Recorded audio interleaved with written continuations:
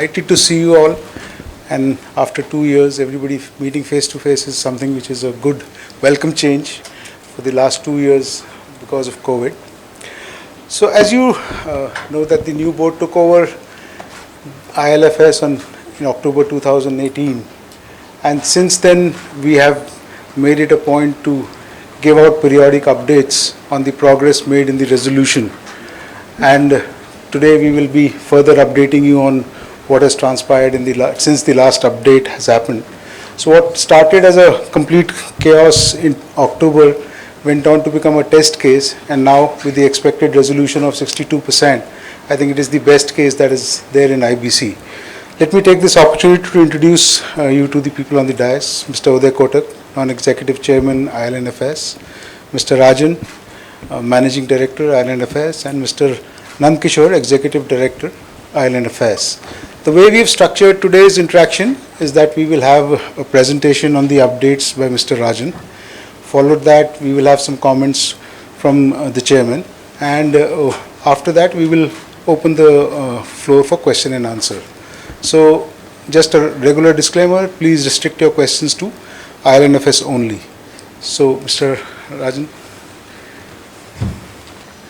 Good afternoon, ladies and gentlemen. We will begin with a brief presentation through which, in fact, we are meeting in a physical mode after over 2 years. And I think it was on the initiative of Mr. Kotak. He had said that the board had not met physically for two years. So therefore, it was high time that we needed to meet. And then on the occasion of the meeting of the board, that also we should take the opportunity of trying to reach out to the general public through the media, and which is the background for the media conference coinciding with the board meeting which was held yesterday. So insofar as the progress update that we have been sharing with the media every 6 months, a tradition which had been set by Mr. Kotak, in that tradition I just want to carry it forward and bring to your notice what are the major developments that have taken place. One is over time, because we are meeting physically after over 2 years, and also in the last 6 months, that is since the last media briefing that we held in November. As you are all aware that when the new board took over in October 2018, the total debt of the IL&FS group was over 99,000 crores. And at that time, the total number of entities which were in the group were 347 entities in the group. Since then, we have, of course, traversed a long way. And the major milestone, which actually on the basis of which the resolution process started receiving momentum, was when the NCLAT ultimately approved the resolution framework in March 2020. That is, in spite of the fact that the new board had taken over in October 2018, the resolution framework, which formed the basis of undertaking all resolution of the various entities within the group, came into place only in March 2020. So, in fact, most of the work that we would be presenting to you is in the period from March 20 to now end of March 22. It's in fact the last 2 years, though we have been here in three and a half years. Now, after several iterations, the IL&FS board had come to the conclusion that the estimated resolution would be of the order of roughly 61,000 crores. That is, out of 99,000 crores, is the maximum that could be resolved would be around 61,000 crores, which is about 62% of the overall debt. This debt, this 61,000 crores of debt, of which we have so far, that is, and as of March, I mean, we are on the 29th of March, but this estimate is valid till the 31st of March, because we don't expect any dramatic changes taking place over the next 2 days, is we would have reached resolution of about 55,000 crores. Out of the 61,000 crores, which is the overall resolution estimation, we would be reaching 55,000 crores end March. This 55,000 crores includes the references which are either pending in courts. I'll come to that. So these are broadly in 3 buckets. The first bucket is an amount of about 21,000 crores, which is the debt which has either been discharged or by way of sale of assets or by way of repayment of debt. And I would like to bring to your notice here that of this 21,000 crores of debt which has been discharged, almost 65%, close to 2/3 of this debt belongs to the public sector banks. Others are of course private banks and NCD holders and others. The second bucket is a bucket of about 20,000 crores of cash and INVIT units. This is the cash which has been collected, the cash and the units which are available for distribution, which has been collected, which is available with the group companies. And there is a third bucket which comprises of two smaller categories. The first of those two categories is an amount of 7,500 crores. The 7,500 crores essentially comprises all the approvals that have been received from the NCLAT and the NCLT, the approvals that have been received, but post approvals there are certain formalities that are required to be carried out, which is what we call transaction closure formalities, including documentation and others. So therefore 7,500 crores are assets for which we are in the last and final stage of the resolution process. The NCLT approvals have been received. So therefore in the next few months we should be able to also close out that 7,500 crores.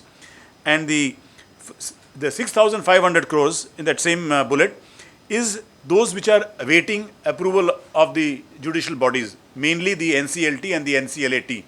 These are, as you are aware, the entire process that has been laid down under the resolution framework is that after obtaining all the internal approvals and then approvals of the COCs as well as the approval of Justice Jain, the last and final approval that is required in most of these transactions is that of the NCLT.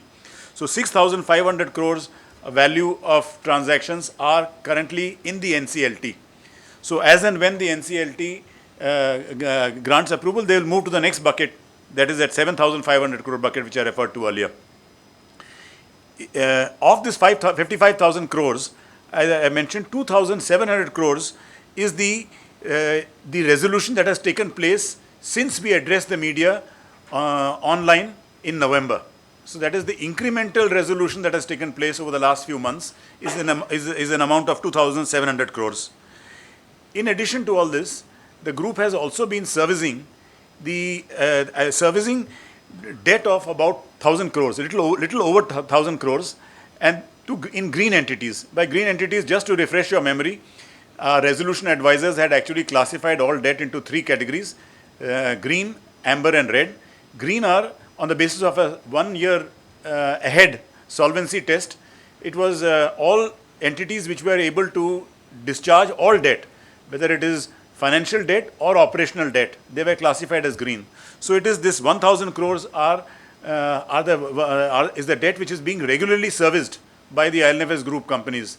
So therefore there also the creditors have no issues. Then coming to the number of entities, so far out of the 347 entities that we began with, about 246 have been resolved. And when I say have been resolved, I include those for which petitions have been filed with the NCLT. So therefore, as and when the NCLT approvals are forthcoming, then all these entities would go out of the IL&FS group. Just by way of mention, because I had quoted this figure of 62% earlier, 62% as the expected resolution will be about 62%. How does that compare with the IBC?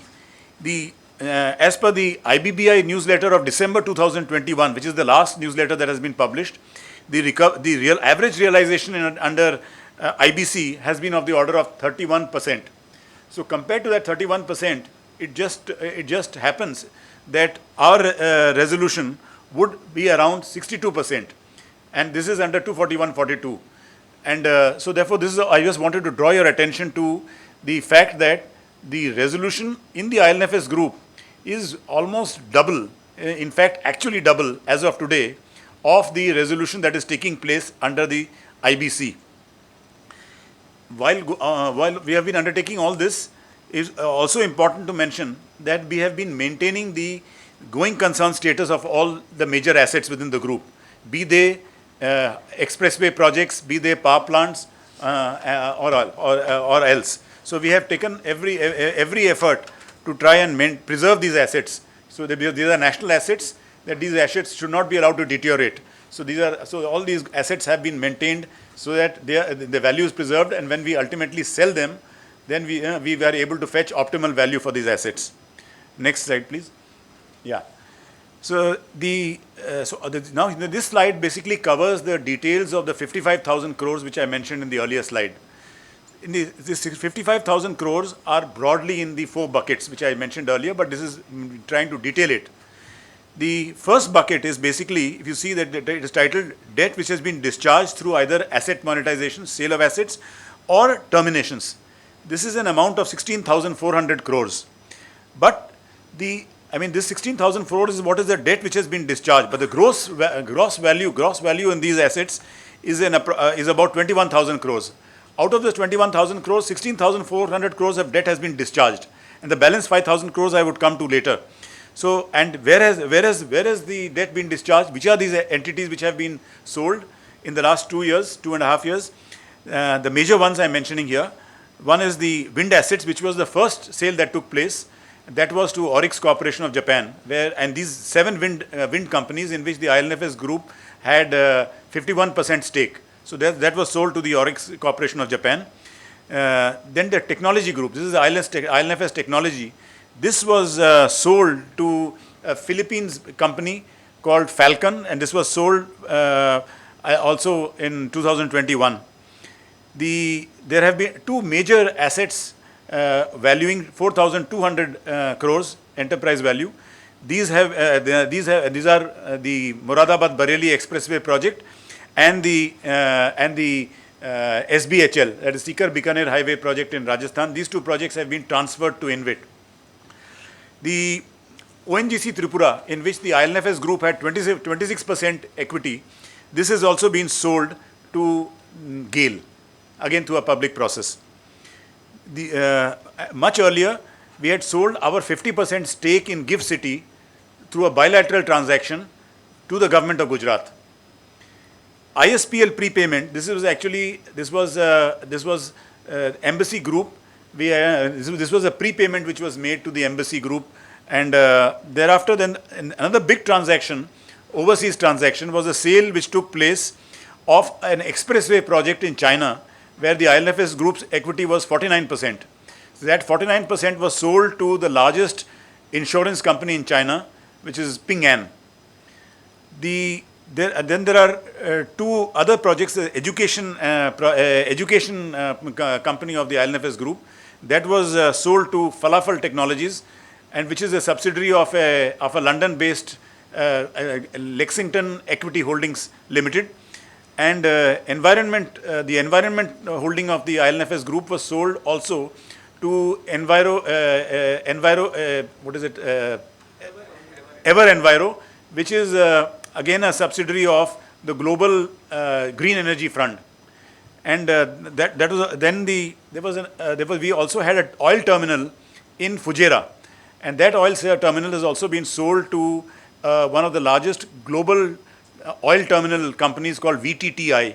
That was in Fujairah. That was sold for 757 crores.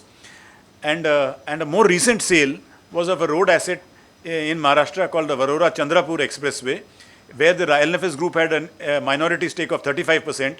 That has been sold to the majority stakeholder, which is Vishwaraj Infrastructure Group.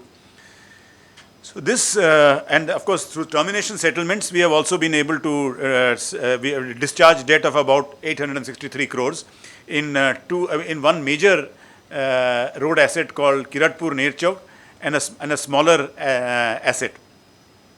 The second major bucket, in which I think the debt which has been discharged through either repayment to the lenders or through release of the non-fund banking limits, an amount of roughly about 4,600 crores. So together, the 16,400 crores which I mentioned earlier and this 4,600 crores is about an amount of 21,000 crores. This is amount which has actually been repaid to the lenders, to the creditors.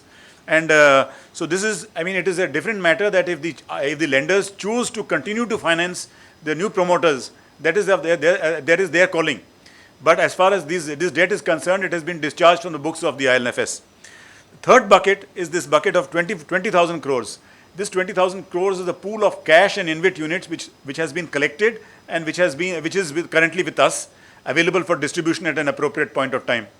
And what are some of the broad heads under which this 20,000 crores has been is with us? One is, of course, recoveries under IFIN. IFIN's external loan book recoveries is about over 2,600 crores. Then there is a termination settlement with NHAI, and that is about over 2,400 crores for various road assets. Then there is the tax refunds of about over 570 crores. There are INVIT units which have been issued on transfer. This is about 2,200 crores. Then equity consideration.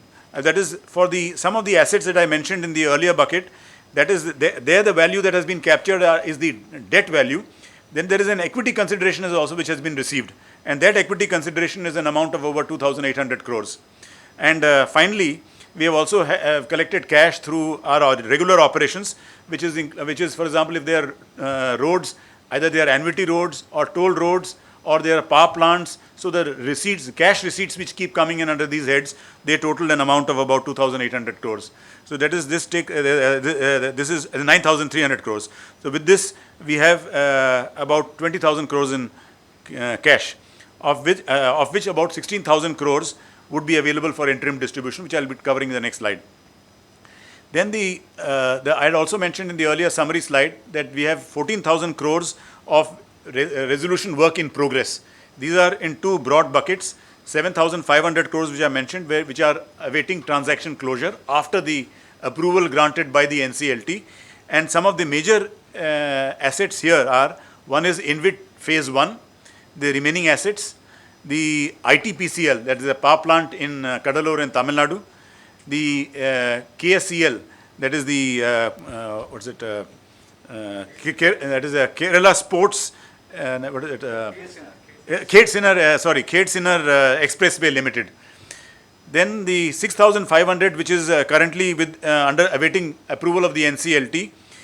Some of the major assets there are, one is INVIT phase 2. Then there is the TIFC, that is the building in which we are currently holding this media conference. Then there is CNTL, Chenani Nashri Limited. Then there is JSCL and the Kerala Sports Facility Limited. These are some of the major assets which are awaiting approval in the NCLT. Next slide. Now just to give, within this broad bucket of 50, I told you, in the summary slide I had mentioned that in the last 6 months we have covered about 2,700 crores. And that 2,700 crores I just wanted to take you through, because these are incremental, these are new.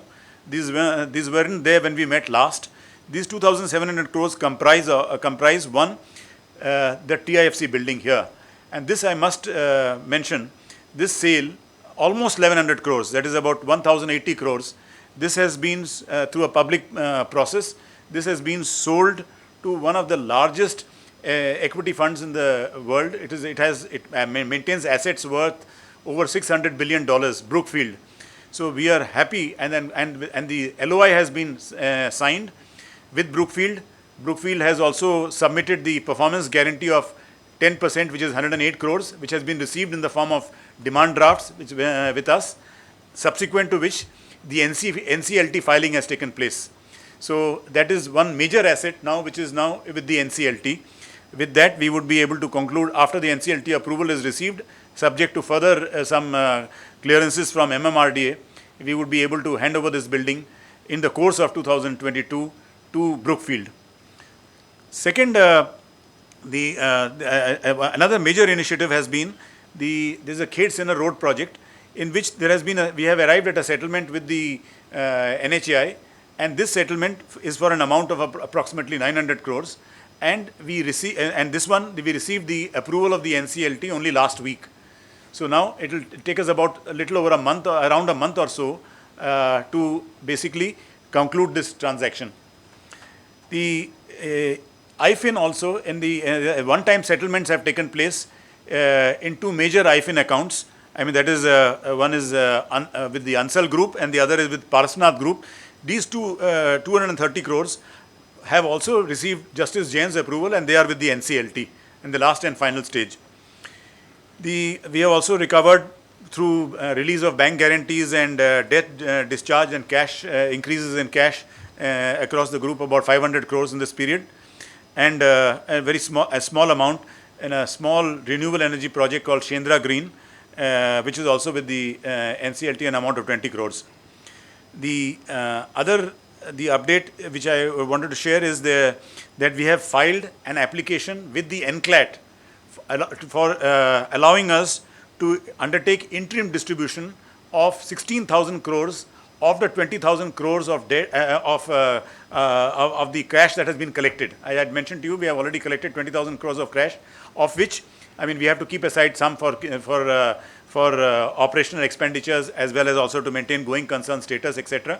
So 16,000 crores is what is available for distribution to the creditors, over and above the 21,000 crores which has already been settled with the creditors. So therefore, over and above that, 16,000 crores is ready. Application is with the NCLAT, hearing has begun, and once we have the orders of the NCLT, then subject to certain further consequential formalities, we would be able to begin the process of an interim distribution of the 16,000 crores. And I just want to mention in the next slide, if you'll see here, the 16,000 crores, where does this, who are the creditors who would be largely benefited by the 16,000 crores? The 16,000 crores, almost 75% of the 16,000 crores would be distributed to the creditors of the three largest holding companies within the IL&FS group, that is the IL&FS, IFIN and the ITNL. The earlier 21,000 crores which you saw, which largely went to the SPV lenders, this 16,000 crores would be largely going to the topco creditors. So, interests of creditors at both levels, at the SPV as well as the holdco, would then be addressed. Now, what else are we taking up as agenda for 2022-23? The remaining assets of the which are to be transferred into INVIT, that process would be completed. As I had mentioned to you, there are some applications which are pending with the NCLT, that is phase 2 applications, and there would be some further applications which we would be submitting in due course. Second is the TIFC building I have already mentioned. The third is resolution of CNTL and JSCL. These, just to refresh your memories, these we had run a public bidding process. We had declared the H1 bidders, and then we had obtained the approval of Justice Jain, and then submitted the petitions to the NCLT for final approval. But because the process of approval took very long, I mean took over 2 years or more, and therefore in the meantime there was a lot of value accretion that had taken place. Thereafter, I think the IL&FS board resolved that since though we had run a public process and we had identified H1 bidders, and in any case, because those agreements with these with the bidders was also time bound, the time period had expired, the long stop date had expired, so the agreements were no longer valid, and therefore the IL&FS board took a view that also in between, because in the interregnum, because of the huge value accretion which took place in one asset of the order of 1,300 crores or more, therefore it was decided that we should explore the possibilities of transferring these two assets to INVIT, and that decision was taken. And when we were trying to operationalize that decision, we got embroiled in litigation with the bidders. But you would be happy to know, and I think some of you have already covered it, last week the COC of CNTL gave a unanimous over 70% in just 3 days. I mean, it was the shortest COC that we have held. In just 72 hours, 70% of the lenders supported the IL&FS resolution of transferring CNTL to INVIT. That is where we currently are. Of course, the matter is with the NCLT. So as and when the matter is, and we will be sharing the COC information with the NCLT also, and then awaiting the final outcome of the decision there. The sale of KSAFL, this is a stadium, an Olympic class stadium in Trivandrum in Kerala, which has been awaiting the NCLT approval for well over a year. This also, we hope that once we receive the NCLT approval, we will be able to operationalize this decision. In addition to this, there are about 23 assets for which smaller assets, small and medium size assets, including one larger asset, REDCORE. These are the total value of these assets are about 6,000 crores. Monetization of these assets would take place in FY 22-23. So this is another important piece that will have to be carried out, and then of course there will be some residual entities which will also have to be finalized. The next and last of the slides. This one basically to sensitize you to some of the difficulties, because I think this is a question which is oft put to us, that you have taken 3.5 years. There are so many other resolutions which have taken place since then, which have been completed in much shorter time. So, I mean, it therefore becomes incumbent on us to try and explain to you what are the reasons why it has taken us, what are the challenges that we have faced in trying to deliver it. Because while we can control the internal ecosystem, but we have very little control over the external ecosystem. And therefore, the external ecosystem, just to mention some of the constraints under which we have had to operate. One was, of course, as I told you, March 2020 was when we got the resolution framework approved by the NCLAT. And March 20, COVID struck. And there was this huge uncertainties, which lockdowns and work from home and all that. All those transitions had to be made. And it was in this period, despite all those uncertainties, that we had to try and deliver. That is one very generic issue. But specifically, we have also faced, I mean, I would be very honest to say that we have also faced a lot of difficulties with many of our JV partners. And these JV partners are both private partners as well as public sector partners. And because of the, I think, very complicated the agreements that we have, the shareholders agreement, etc., that we are locked into, which gives them preferential rights, both in terms of ROFR and other rights. Therefore, without seeking their consent, we are unable to offload our equity in the market. And securing their consent has been a very, very tortuous process. And in spite of the, I think, the efforts made by all of us, including Mr. Kotak at the highest levels, it has taken us long. And in many cases, we are still struggling for approval in spite of efforts of over 2 years. So that has been one major constraint. Another constraint is that many state governments, perhaps on account of the financial hardships that they have faced due to COVID and other reasons, they have been withholding legitimate dues in form of annuities to the IL&FS group companies. Some state governments have not released annuities for 2 years or more. And this, and again, it's not for want of effort. Effort has been mounted at the highest levels, but it has not worked. So therefore, that has actually pushed some of these companies into the red. The third case is that of a case in point, which I would like to spend a little more time on. This is I mentioned to you about the 1200 megawatt power plant in Kadalur in Tamil Nadu. This is run by a company called ITPCL, which is a Chennai-based group company. There, this company has as far as the plant is concerned, the operational parameters of this plant are the best in class as far as the operational parameters are concerned. But there is a huge legacy issue, and the legacy issue was first is that because of there are certain allegations of diversion of funds of sizable amounts. Therefore, forensic audits were ordered by both the IL&FS group as well as by the lenders. And on the basis of those forensic audit reports, the lenders have classified these accounts as fraud accounts. But this is for the alleged frauds which may have been committed during the tenure of the past management, not now. But that has, of course, clouded that is the vision of many of the players currently.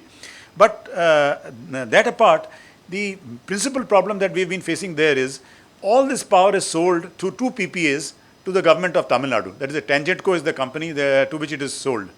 And so therefore, they are virtually all power being sold to them. So we are at the mercy in terms of receiving payments from Tangentco. And the Tangentco dues have mounted to over 3,500 crores. 3,500 crores.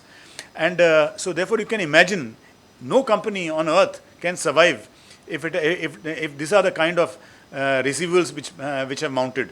In fact, over the last 1 year, the only payments that have been received from Tangentco is a ad hoc payment in 2 installments of about 350 crores. Otherwise, power is being sold and without any receipts, corresponding receipts.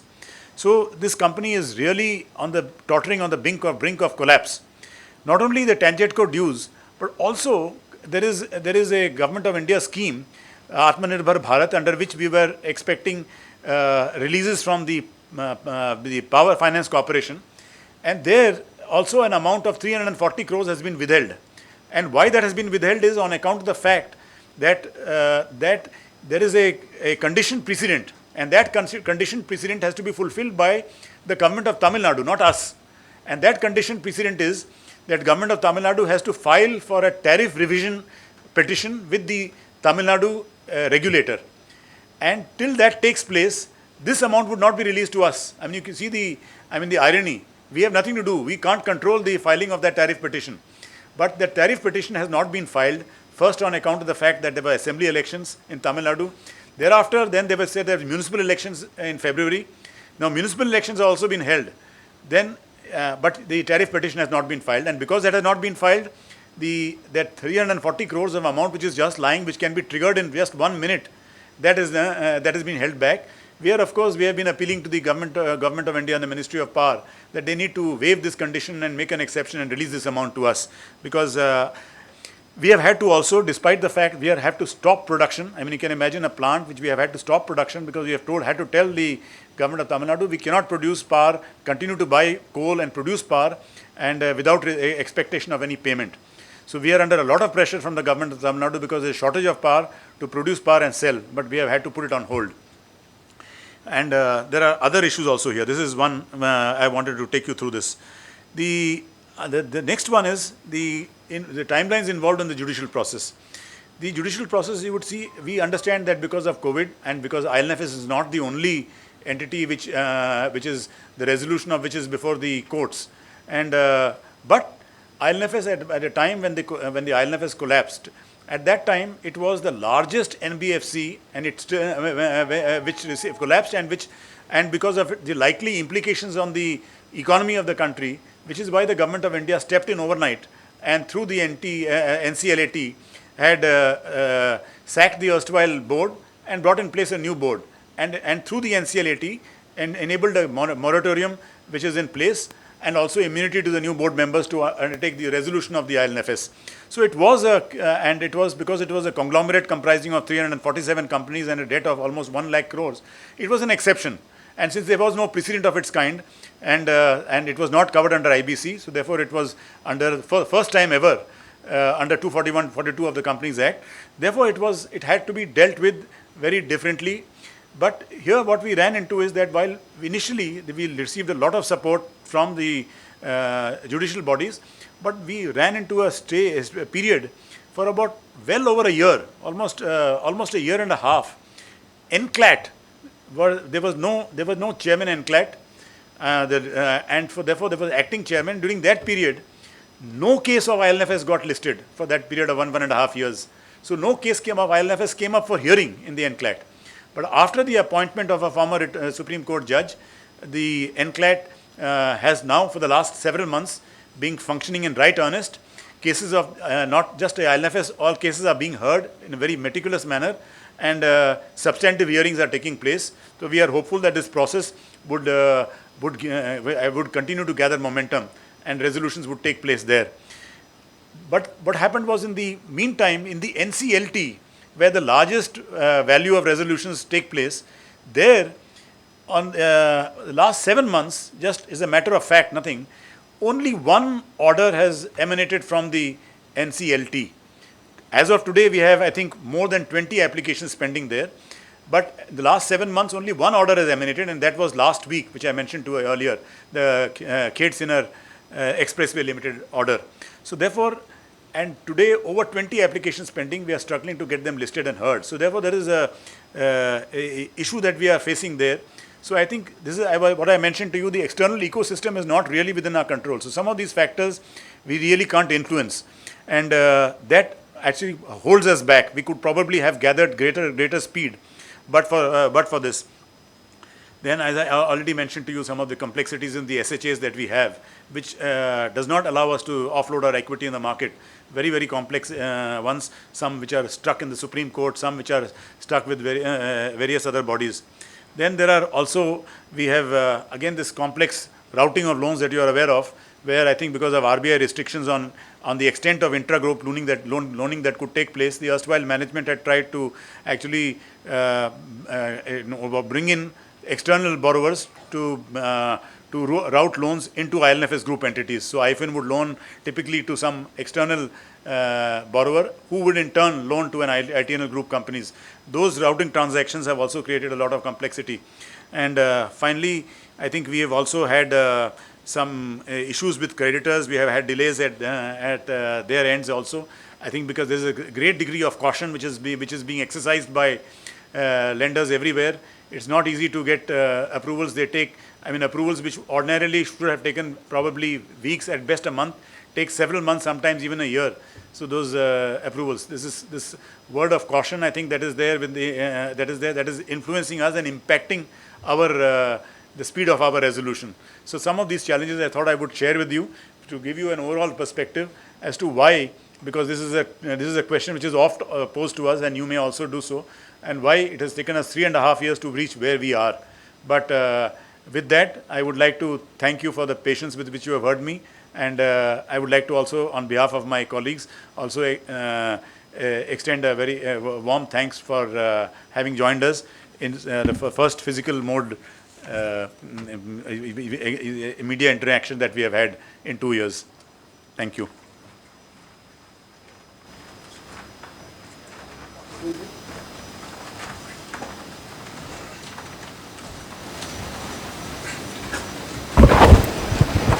Thank you, Rajan. And before I add to what Mr. Rajan spoke, I have an announcement to make. I am happy to inform you that I complete my term on the 2nd of April, and I am also delighted to inform that the Government of India has informed us at IL&FS that starting April 3, Mr. Rajan will be the Chairman and Managing Director of IL&FS starting April 3. So my best wishes to Mr. Rajan and of course Mr. Nandakishore, who will continue as the Executive Director along with key members of the operating management. So this was the first important announcement I wanted to share. And I think the time has come for me to really look at this in the perspective of the journey from October 2018. And one of the toughest things for me was actually on 25th of March, when we decided, after getting approvals and signing the agreement, to file with NCLT the sale of this iconic building,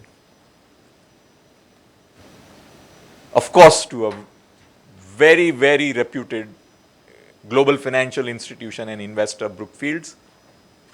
But for me, in many ways, IL&FS is symbolized by this outstanding construction, which has been amongst the first buildings in Bandra Kurla complex. I still remember it was 1990s when one would drive through this area with hardly anything. But this was probably amongst the first structures which came out in BKC. And it is in the fitness of things that we, as a public interest board, did what is right for all the stakeholders. And it is probably amongst the last major decisions in my tenure as a board, which was to file for the sale of this building literally a few days ago. So there is a tinge of sadness at this event. But as they say, we got to do what's right, and we have taken that call.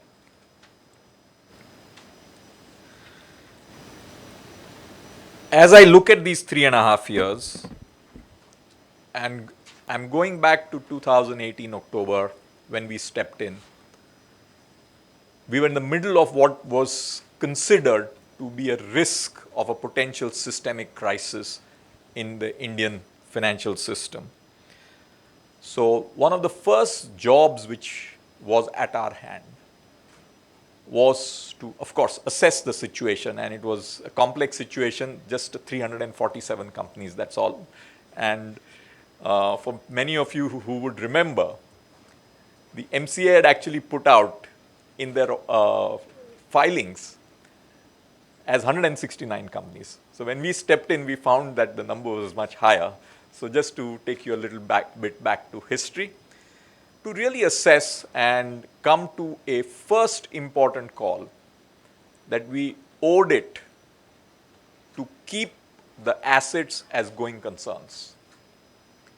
And these are national assets, irrespective of the clearing price or what was the basis on which these assets were created. We needed to protect national assets in the broader public interest. And that was the first job which we did. Even as, there were lots of people in this firm, we had to ensure that we protected the continuity of the ongoing business.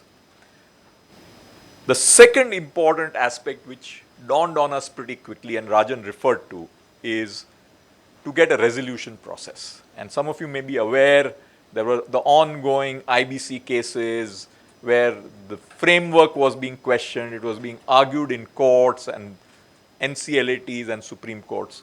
So we were talking about an unclear resolution process under IBC.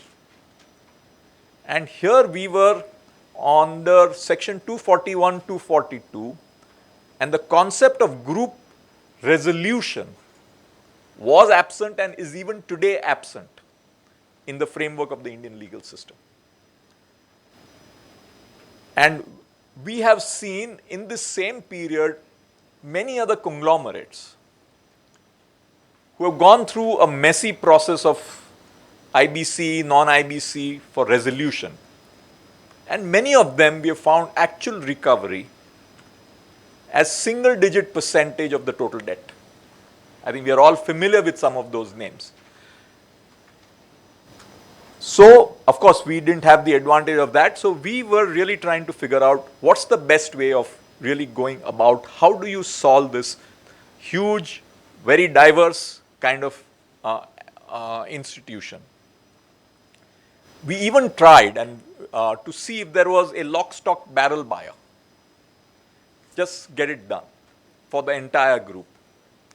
We had appointed best of investment bankers, and they came back and said that nobody is going to touch this in the shape and form it is.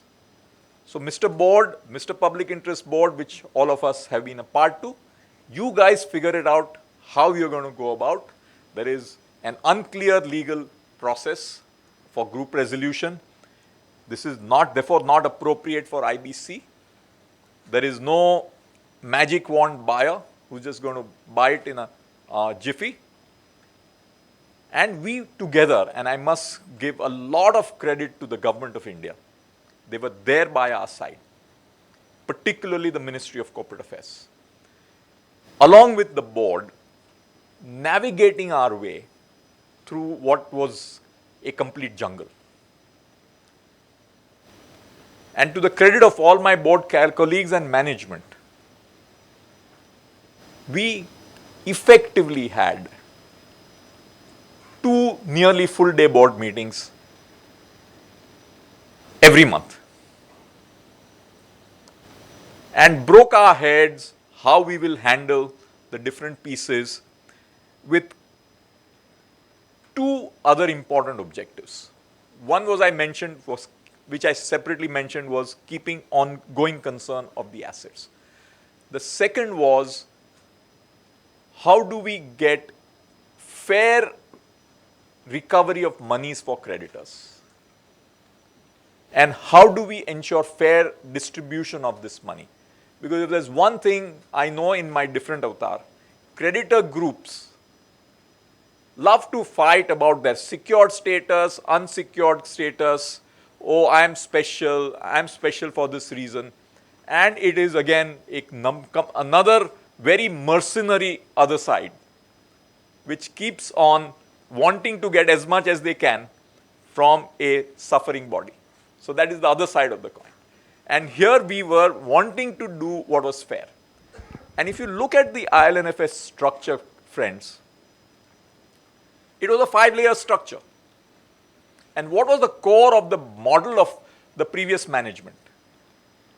At the operating special purpose vehicles would be the projects.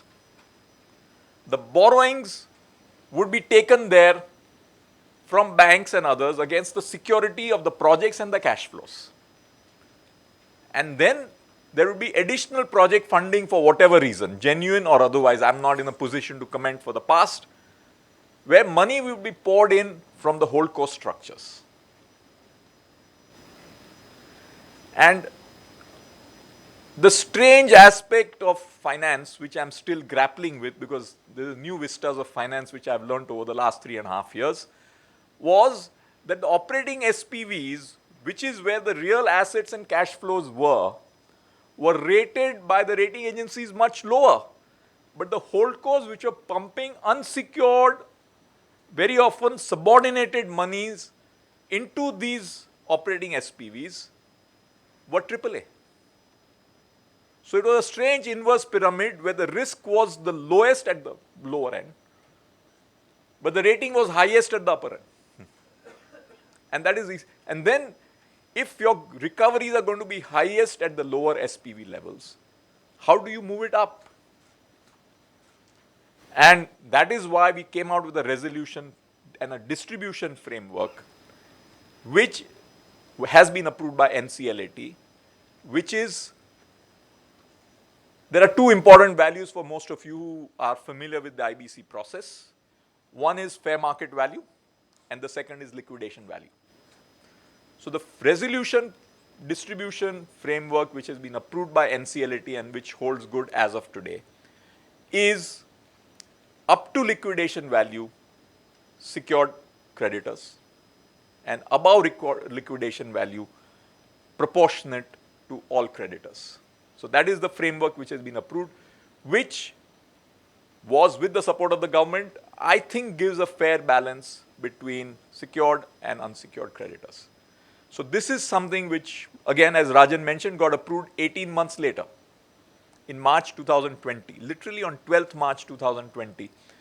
And I remember our last physical board meeting, which was on 17th March 2020, after which we shut down for physical meetings.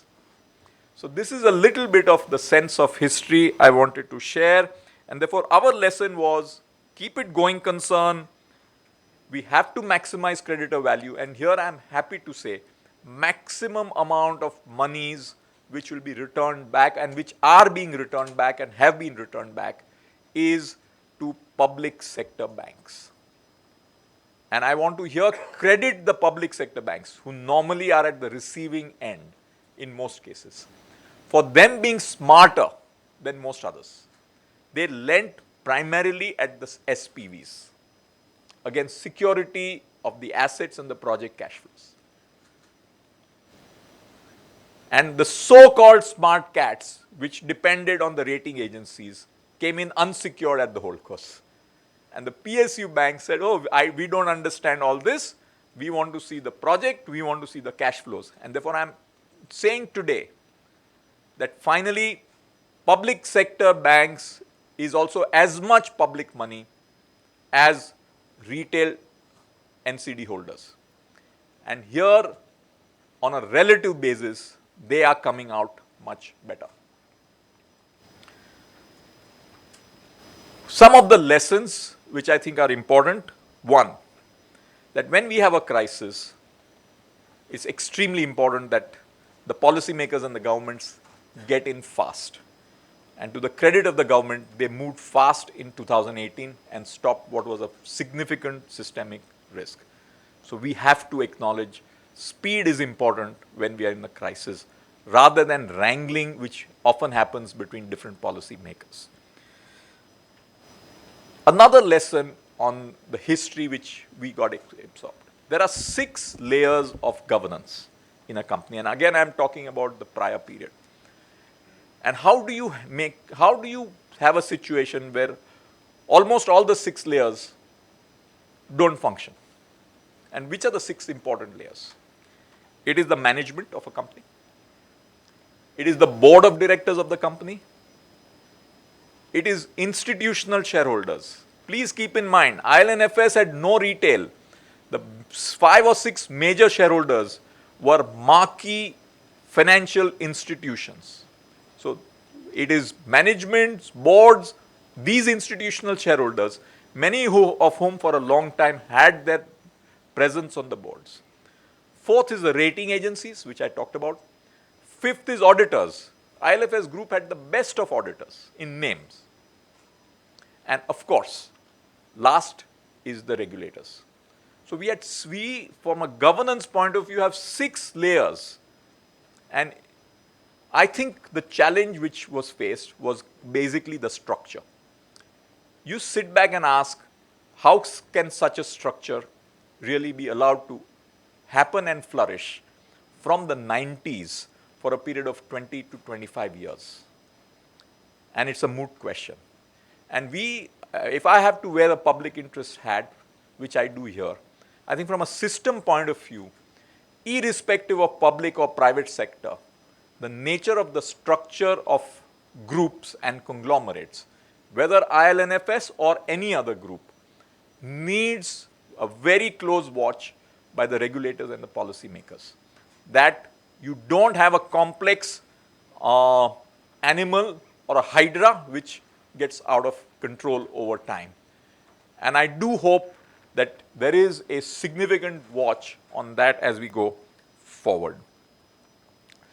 3 learnings, again, I think Rajan touched upon them. We really need to get cracking on getting our judicial process move much faster. It is a very serious challenge for development of business in this country. The second big challenge is sovereign governments, particularly state governments, need to respect contracts.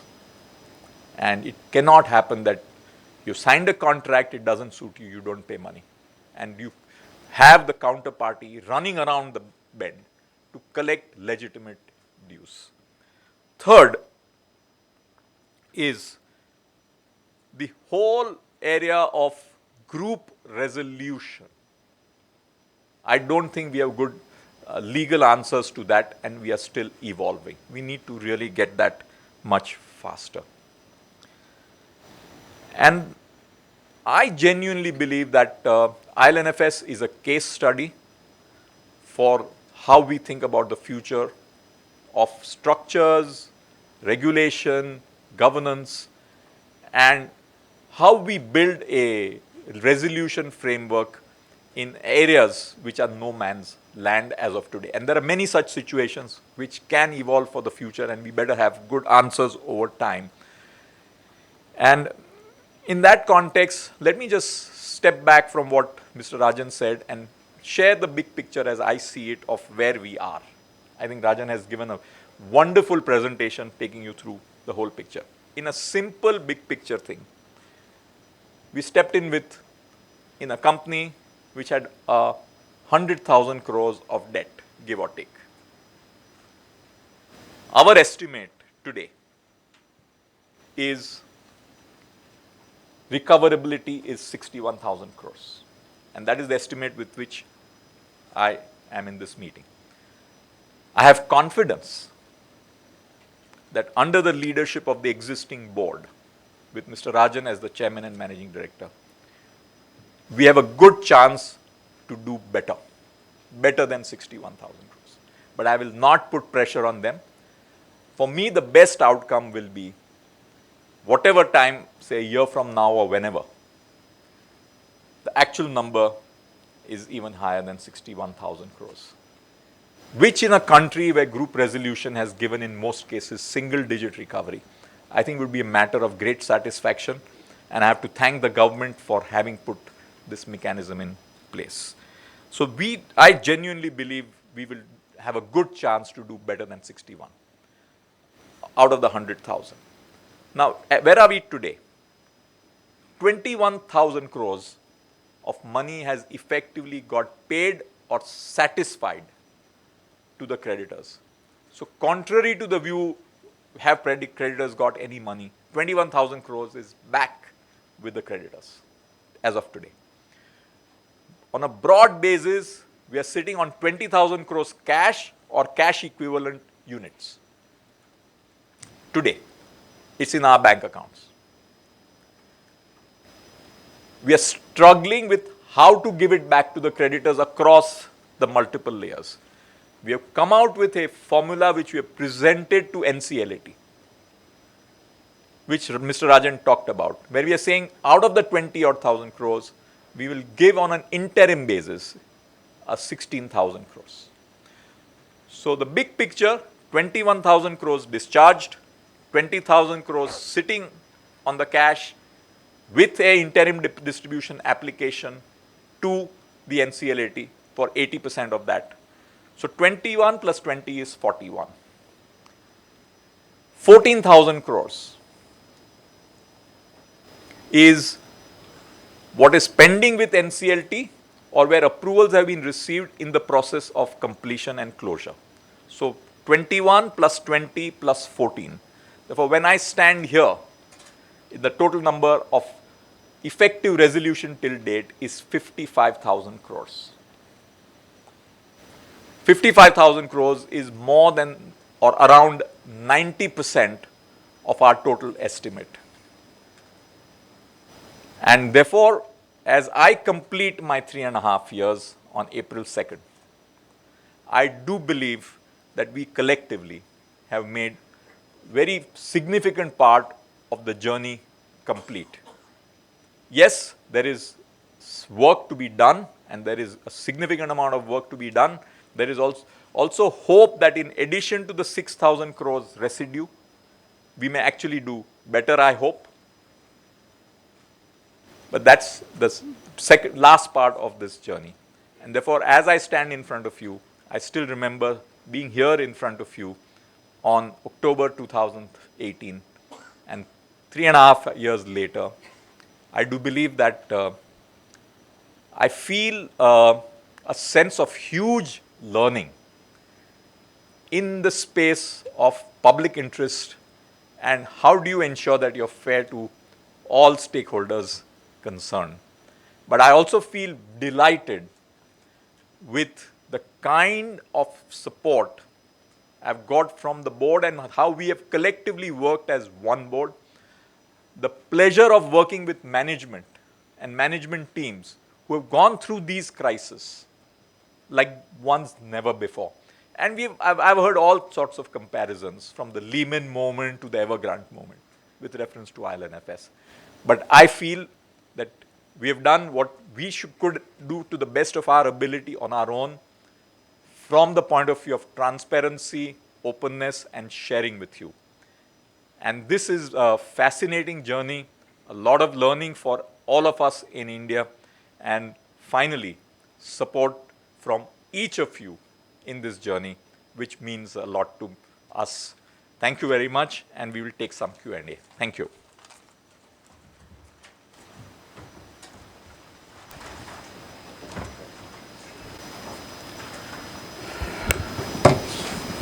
Go ahead, Ankur.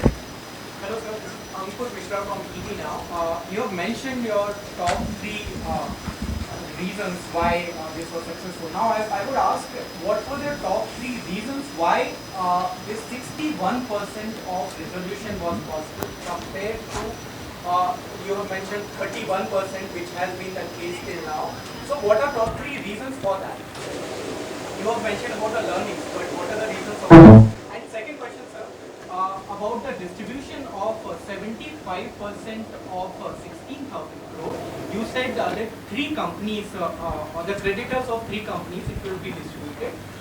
Is there equitable distribution to the creditors for that? And where is this 25% going? Okay, I'll answer the first part of the question and then request my colleague, Mr. Rajan. I don't think we should judge this in terms of success or failure. I think let's judge it in the context of trying to think about this experiment. It was an experiment. A group resolution, no legal framework, 241, 242, Government of India and the board working together in uncharted waters. Okay? And I think this was a journey where we were learning on the way. And all that I can say, it's not fully complete yet. The journey is still on. And let's not, I think we must think about, we learn lessons from this. First of all, from a governance and system point of view, how can we ensure that something like this doesn't happen again? And if it happens, can we do it better? And frankly, I think we just went very granular in our approach rather than quick, fix it, throw it away. Okay, that was not our approach. It meant more pain, more hard work. And we didn't look at, we didn't try and measure that, we want to be successful. We just felt we have a duty, let's do it well. And it was a sense of purpose and public duty that we have done this. It's not for the joy of winning or losing. So I want to just say that as the big picture. And then I'll request Rajan to answer about these three companies. I'd just like to add, I think, though it was, It's on. so just like to add to what Mr. Kotak said, he mentioned 241-42. I think what enabled us to undertake what we have accomplished so far is the fact that we received the Government of India support when they exercised the provisions of Section 241-42 of the Companies Act for the first time ever. And second, the support that we received then from the NCLAT, which put in place an enabling framework to undertake resolution, and specifically granted us a moratorium, the duration of which is unprecedented in the annals of corporate history. We still enjoy a moratorium for the entire group, which enabled us. It gave us that calm period under which we were able to earnestly undertake what we did. So, otherwise you could just imagine the kind of anarchy that would have prevailed if this moratorium either was not given or given was for a much shorter period of time. So that is, I think, so therefore I think it is the Government of India as well as the NCLAT then, and I also mentioned to you, apart from the moratorium that was given, also I think the confidence which had been reposed in the board, and all the board members enjoyed what's it called, immunity. We enjoyed immunity, which enabled us fearlessly to work towards resolution. Because if we had always had that fear behind us that there would be a CBI or there would be an ED going after our decisions, that confidence was there for all bona fide acts. We would enjoy protection. I think that enabled, I think, the board as well as the management. It gave them the necessary confidence to undertake this arduous task that I would like to mention. Second one, I got slightly distracted when you mentioned about 75% of the 16,000. 75% of the distribution you said will be for the creditors of top three companies. So will it be equitable distribution, or No, I'll come to it. Yeah, it will be based on? No, it is, see, I told you that the resolution frame, our distribution will be within the resolution framework laid down by the NCLAT. And that resolution framework, as was very coherently explained by Mr. Kotak, clearly says that up to liquidation value, 100% would go to secured creditors. Above liquidation value, this is the uniqueness of the new formula, will be distributed pro rata amongst all class of creditors. That is how it works. So therefore, it is basically trying to secure the interests of the unsecured, also the public creditors, as we call them. So this is the distribution of this cash of 16,000 will follow the distribution framework which is inherent in the resolution framework approved on 12th March 2020. And sir, there is 25% remaining going? No, that also is going to, I mean, as I told you, private sector banks, NCD holders and others. Yeah, so just a quick clarification, sir. How much is the total amount that is still has to be recovered? It's 61,000 crore. And how long will it take, according to you, to recover that amount? Because it took 3.5 years for you to recover what between 50 to 55% or 55,000 crore. We've already explained that 55,000 crores, including the matters which are pending in the courts, is what has been resolved to date.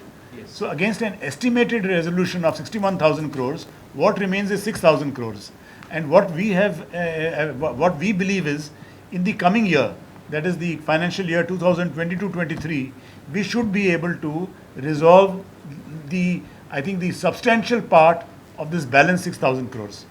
Okay, so 2023, you think that the whole issue That is will what be over? is our belief. And as I told you, the only, I mean, frankly, if everything was under our control, we would have probably been able to give a commitment. But because the external environment is not within our control, therefore we can only hope that we, with the support of other institutions, we should be able to resolve this balance 6,000, residual 6,000 crores in financial year 22-23. Ritu, Thank you. Mr. Kotak, one question to you. You spoke about your experience as the chairperson of IL&FS, but wearing your creditor's hat, what was your biggest learning? You said things like public sector banks were smart enough to not just rely on rating agencies, or that everybody wanted the best for themselves out of the situation, including the bankers. So what is a big lesson for you to take away that, you know, other lenders should perhaps learn from this situation? My biggest lesson as a banker and a lender is that if you're on the other side, if you don't understand something, don't lend. Which is, if the group is complex, if you cannot understand the structures, don't lend, and don't go only on the basis of what rating agencies say and or on the basis of what audited accounts say. Do your smell test before you lend. Because there is huge amount of complexity sitting in most or many groups which is not apparent on the face of it. I would just like to add that the proof of the pudding is in the eating. I mean, it is the Kotak Mahindra Bank did not extend any loans for infrastructure creation in the IL&FS group. The second query was, you know, you've estimated that 61,000 crores of debt is resolvable. After that, you know, does the board continue? Do you continue your efforts at recovery? How long is there a sunset period? See, I think as Mr. Rajan also mentioned, out of the 347 companies, we have effectively resolved 246. So there is still 101 companies left. So I think the government of India will have to take a call. They're also given us, where some of these companies are defunct companies, hardly any activities, for us to be able to fast stream the liquidation process for some of them.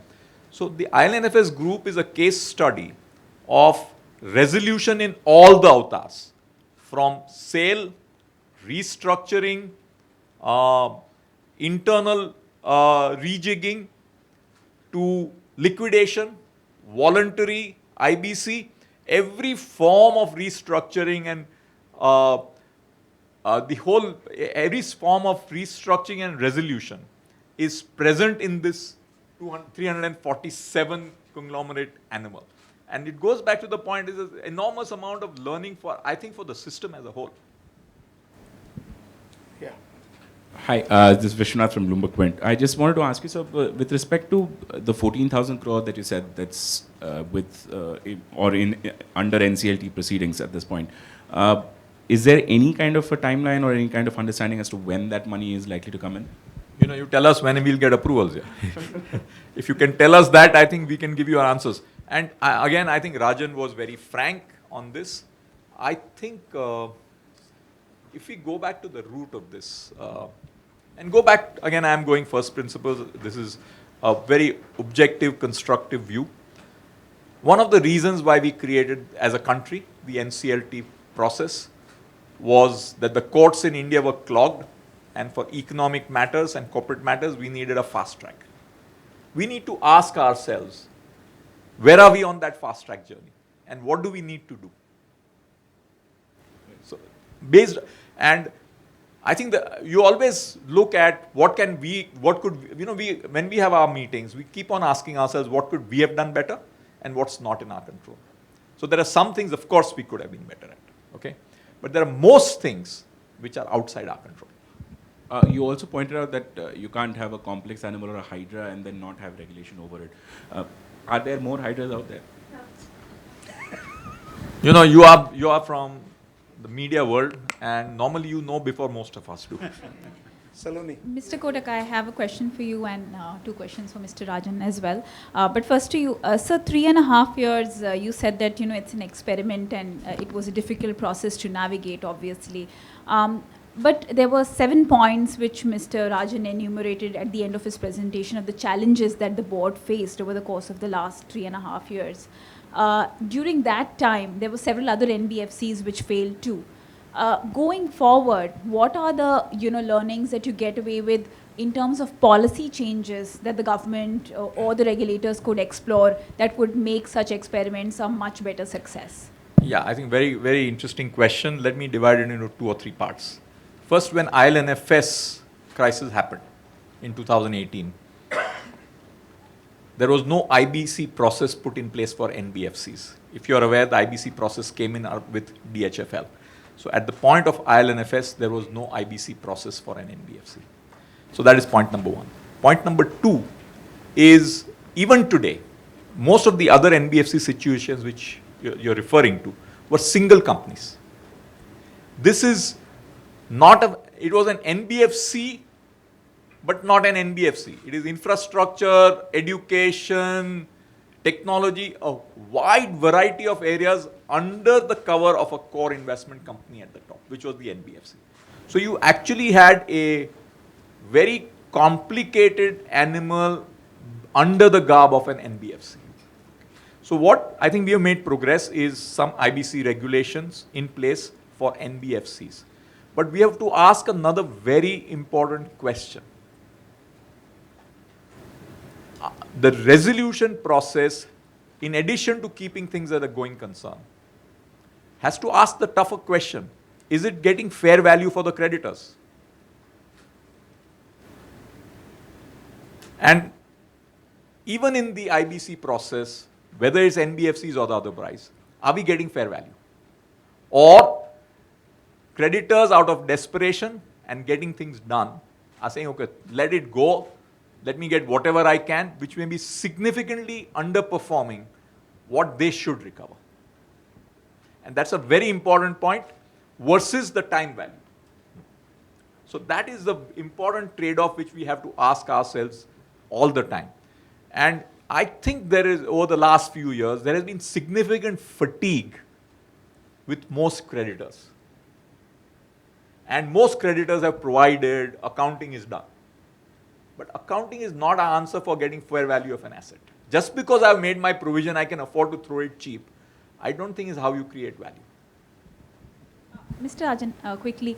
Sir, you mentioned in your presentation that about 1,000 crore of loans are already being paid to creditors in some form or other. So once this entire resolution process is done and dusted, would there be anything that would be functioning under the IL&FS brand? And also one question on ITPCL. You said that about 3,000 crore dues are pending, as on today. So would this be over and above the 6,000 crore, or is this estimate a part of the 6,000 crore? Yeah. Thank you. The first thing is what I mentioned about 1,000 crores. Sorry, what I mentioned about the 1,000 crores is that I mentioned that these are entities within the IL&FS group which are currently servicing the creditors in full. That is it. They are continuing to service the creditors. So therefore, till such time as we find an ultimate resolution for those companies, either by way of sale or otherwise, the servicing of debt of the creditors is taking place in full. That is the green companies that I referred to. So that is the first point. The second point, as far as ITPCL is concerned, ITPCL, we had undertaken under the RBI guidelines a debt restructuring, for which we had received support of 100% of the lenders. And that debt restructuring proposal is before the NCLAT. And the NCLAT has already has accepted that debt restructuring proposal, and insofar as its applicability on the financial creditors is concerned, that part of the order has been issued. But the order insofar as the application of that restructuring proposal on the operational creditors is concerned, that is still, the hearing is taking place. And the operational creditors have also been, notices have been issued. They have furnished their replies, and therefore then the next date of hearing, the court is going to also take this process forward and decide on the issue of operational creditors. So once a final decision of the court is taken on how the debt restructuring proposal, which has been supported by 100% of the lenders, would operate in respect of operational creditors, thereafter, I think we should be able to take the debt, restructure the debt, and the amount, the overall debt of this company was about almost 9,000 crores. And as per the debt restructuring proposal which has been approved by the lenders, only 5,000 crores of debt is what is considered to be category 1 debt. That is what is that is sustainable debt, they call. And the rest is unsustainable, which has been back-ended. So within the concession period, if it can be, it will be, if there is still space in the concession period towards the end, that the unsustainable debt would be taken care of. That is the breakup of debt and resolution. So Saloni, in simple language, to your question, in the 61,000 crores, the value of this asset is taken at 4,900 crores or 5,000 crores only. Against 4,900 crores as sustainable debt in the 61,000 number, in that company, 3,500 crores is due from, and it's 1,200 megawatts. Therefore, you may ask the right question that at 1,200 megawatts, even if you take it at 3 crores a megawatt, it's 3,600 crores. Plus 3,500 crores from Tangenco. Even then the number is more than 4,900. But for the purpose of estimate, we have been continuing to be conservative, and we have taken in 61,000 only 4,900 crores.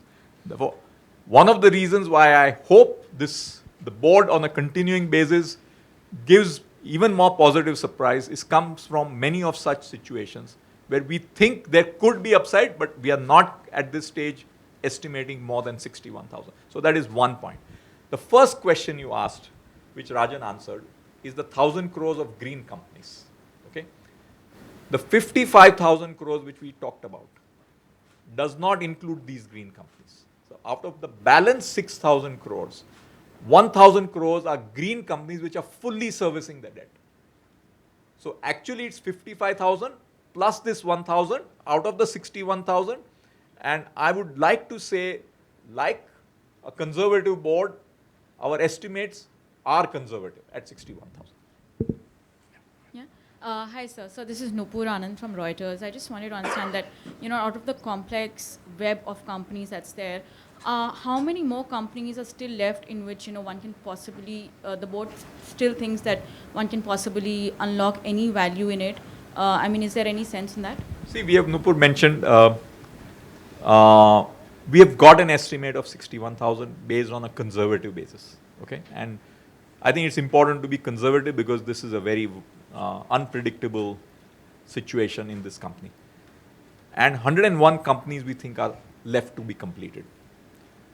There are lots of things. There is large plots of land. There are office buildings, residential properties all over the country. Some of them even difficult to value. Therefore, is there value? Of course there is. The question is then the time frame. And you'll be surprised at so many things all over the place. And everywhere we touch, we find it very deep. And we never realize that there is so much water in this well. But specifically, there are 23 entities having a value of roughly about 6,000 crores. So, this is the residual bucket that we are talking of for 22-23. Specifically, of these 101 companies, there is value locked in 23 companies. And that is the value that we are trying to unlock. And that value is of the order of approximately 6,000 crores. Thanks so much. Sir, Hindu Mishra. I would like to know, were there many bidders for this iconic building? Mr. Kotak, you spoke about the Mercenal Connect. Who were the other bidders? I think there were lots of people who wanted to buy, looked at it and said, listen, what are the problems? Okay. Having said that, we've got a good bidder. We've run a very transparent process. And I think if you convert it, the price which we have got per square foot is about 29,000 rupees a square foot. 29,000 rupees a square foot. I mean, if you look at recent transactions in BKC, they're broadly in that range. So it is a very, and bidders normally like to find what is problematic. So, oh, this is a round building, therefore efficiency of FSI is lower. They want to beat down the price. And then our argument was, it's an iconic building. But finally, there has been a lot of interest, but we believe it's gone to a very good home. And as I said, thoda sadness hai. This is Ben from PTI. What is the nature of the board? It will continue to be from April. It will continue to be a public board, or it is? It is the same board as you headed. It's the same board with currently I am non-executive chair. Mr. Rajan is managing director. Okay. Starting April 3, he will don both the roles. Chairman and managing director. And what is the tenure of this appointment? 1 year Currently till 6 the resolution? Months, currently 6 months, but let's see how government looks at it beyond that. That means there is no certainty of what will happen to the rest of the assets? At this stage, the current board continues as is, other than me. Okay. And the current board was 6 people. The board will continue with 5 other people, as it is, with Mr. Rajan also taking the mantle of the chairman. Hello, sir. This is Surbhi from the Hindu Business Line. I know everyone's asked you this, but you said that you are confident of getting more resolution done beyond the 61,000 crore. So, is there any number on that? And secondly, just out of curiosity, once the building sale is over, where does IL&FS move then? I think they have negotiated some space continuing till they complete their process, okay? So you will not have to have the next meeting in some very tiny place. I'm sure they will have enough ability to give you a reasonable space for where you can meet them again. So that was the second question. And your first one was on? So the 61,000 crore. On 61, I would say, hope is eternal. I don't want to put estimates and put pressure on my colleagues. If they achieve 61,000 crores, you should be happy. And if they do better, that will be good for all stakeholders.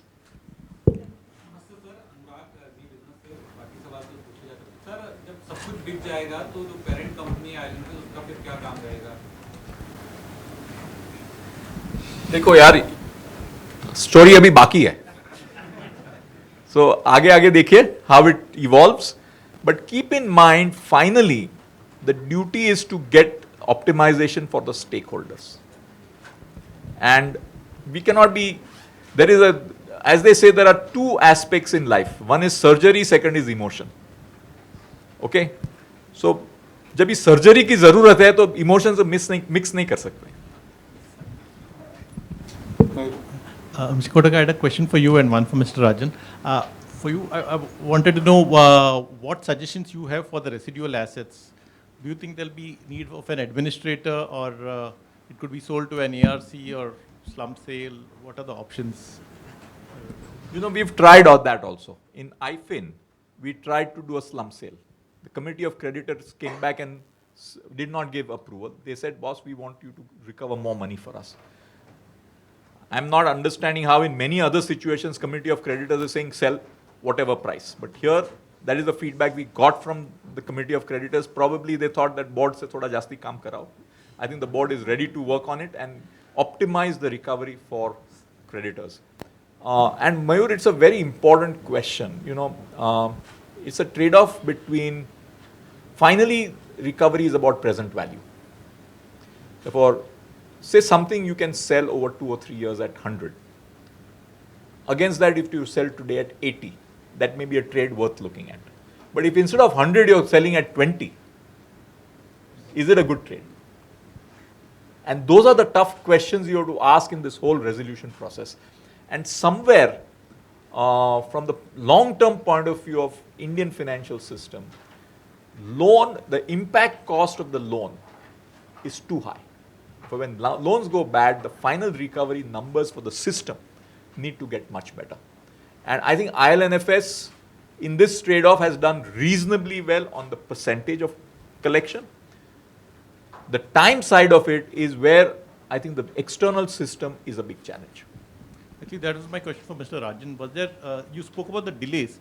So did they cause any kind of a deal to fall through, or you said there was a company which slipped into the red? Was there any diminution in value because of the delays in deals? See, delays have occurred. Sorry.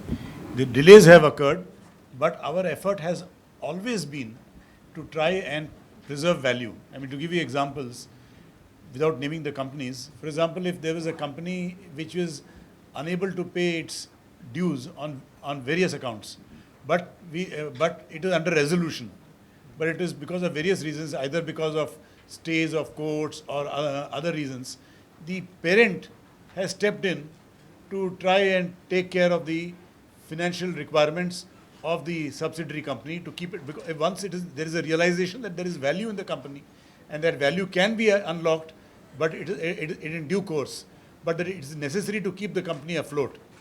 So therefore, then the parent has stepped in and provided, for example, resolution process costs. If the company is unable to meet it, so then you will not be able to resolve that company. But then our protocol allows us to get the parent company to bring in the resolution process costs, as and when the resolution of the subsidiary company takes place, then these costs can be reimbursed to the parent. And to give you an example, likewise in the case of annuity projects, there is a case where 2 annuities, as I mentioned, have fallen due for almost 2 years, and therefore, but what has happened is that our management team has been able to negotiate the receipt of annuities, of subsequent annuities, current annuities. One major annuity has been received, another is likely to be received by 31st March. So while there are 2 overdue annuities, current annuities we have secured and managed to secure, which is keeping the company afloat. And so there are many such examples, all attempts to try and ensure that the company, in spite of the difficulties that it is facing, does not fall down under. Which was the company which slipped into red category? You said, the company is just only a week back, it has slipped into red. One of the road assets in Jharkhand. So that is the red category. It has now been reclassified. Because the annuities have not been paid, contractual annuities. Therefore, it has been reclassified from green to red. Rohan here, sir, from Information, represent them in South Asia. There was one company you had put it up among all the others, also the IECCL, the EPC arm, basically, Engineering and Construction Company Limited. You had invited bids for that. Can you just update us on that, if there have been any that have bid for that? Secondly, JSCL, you talked about CNTL and JSCL, 2 the bidders had contested that. So CNTL is done with. JSCL, if you can update. And also the Kerala Sports Project, stadium, that complex, who has bid for it and what's the value there that they've offered? And then RITCOR, are they going to be taking any units in the INVIT by virtue of the RITCOR projects? If you've spoken to the state government or invited them or something like that. Which is the first one you mentioned before? The IECCL, the EPCR. Right. The Meta Satyam. See, in ICCL, we had run a public bid process, and that public bid was on for almost a year after multiple extensions, but we received no bids. It's an EPC company, as you rightly mentioned, but there were no bids. Ultimately, we were faced with 2 choices. Either they send the company into liquidation, and that company has a very large number of employees, because it's an EPC company, it's an employee-driven company. So we received, a first of its kind. So we have, as was mentioned earlier, we have tried a range of resolution options. In this case, the management of the company, backed by the employees, put forward and made an offer that they would acquire the IL&FS stake in this company. And that came in along with a private equity fund, Dubai-based private equity fund. So they submitted a joint bid, and that bid is currently under consideration of the IL&FS board. So that is, that suffice to say where we stand on ICCL. Which is this fund? Sorry? Which is this fund? This is a company called Almas Capital of Dubai. So they have submitted a bid, and that bid along with the management. It's a management bid, and they are backstopping the management bid, and that is under consideration right now. In the case of JSTL, like in the case of CNTL, there also, I mean, I've told you we've already have the COC and the Justice Jain approval for sale to Secura. But we have, in the meantime, we had taken a decision because the long stop date had expired that we would move it into INVIT. And there too there is an increase in value, but not of the same magnitude as in the case of CNTL. But that is where it is currently. But there is a stay order of the Mumbai High Court, and we are trying to get that stay order vacated, whereafter it would move to the NCLT for resolution. So that's where the matter of JSCL rests. But if you want to then transfer to the INVIT, then you'll have to go through the same process. NCL, no, we have already gone through the, I mean, the process is that once the stay order is vacated, then the matter shifts to the NCLT, where the NCLT will have to take a call on whether it is to be transferred to INVIT or not, or to be sold to the H1 bidder by reviving the original agreement. That call will be taken in the NCLT. Okay, if it goes the INVIT way, then do you need COC approval again for that? The INVIT way, the valuation is higher. Oh. Okay, and again, in the 61,000 crores, we have taken the lower valuation. Okay. And as far as the sports stadium in Kerala is concerned, we had received 2 bids. One bid was much higher than the other bid, and that bid was approved by the IL&FS board. It was approved in the COC. It has been approved by Justice Jain, and it is with the NCLT pending approval. That is the Kerala Sports Stadium, and it has been pending in the NCLT for a year or more. So amount? Last is RITCOR you mentioned. Yeah. So amount for this, what is the bid amount? The amount is, I think, 180 odd crores. Oh, okay. No, 175 crores. 175 crores. Okay. And the last is RITCOR. That is RITCOR. It is because we are a 50% joint venture partner with the government of Rajasthan. The negotiations are on with the government of Rajasthan.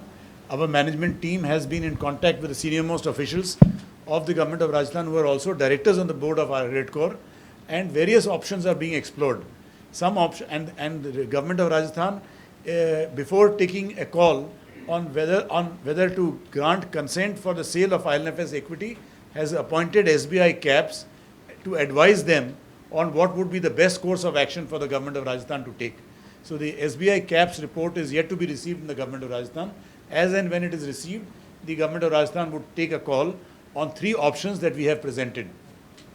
One option is grant consent for the sale of IL&FS stake of 50%. Second is to undertake sale of the entire 100%, 50% IL&FS, as well as the 50% of the government of Rajasthan. And third, for the government of Rajasthan to exercise the option of acquiring the IL&FS 50% stake. All 3 options are there before the government of Rajasthan, which have been referred by the government of Rajasthan to SBI CAPS. And just to clarify, the RITCOR, which is a very significantly large asset, is the part of the balance residual 6,000. It's not a, okay, so. So I think we'll have a last question from Vishwanath. Thank you, sir. Sir, the question I wanted to ask you was, since you said that we need to look forward and about regulation structures, governance as well. Now that we are starting to see green shoots, infrastructure projects coming back, lenders starting to look at them as a serious lending opportunity, do you think that the system itself is ready to see these kind of risks and probably prepare for them better? I think my personal view is that central government situation is much better, where the counterparty is the central government. The situation with reference to state governments is a matter of concern, because finally, if there are contracts in infrastructure projects, the counterparty must honor the contracts. It's as simple as that. And on that, my confidence as of now on the central governments is higher. And within the state governments, again, it's state to state, but in general, it is crucial for a functioning financial system that contracts are honored. So I think we'll end here on this. Thank you, everybody, for coming. Thank you so much. Thank you. In case there are any questions or clarifications, we'll be happy to answer them. Can you give some details about this Almos Capital backed by management of the company?